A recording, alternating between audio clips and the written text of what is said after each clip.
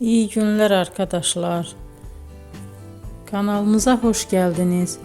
Bugün sizler için iki sevilen oyuncularımız Can Yaman ve Demet Özdemir'den yepyeni videolarını fanları için hazırladık.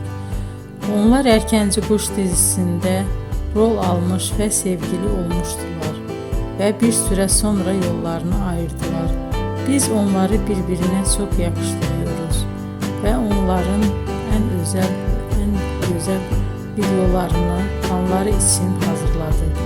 Arkadaşlar, emeğinize saygı olarak yorum yazıp abone olmanızı diliyorum. Herkese iyi günler. Hoşça kalın.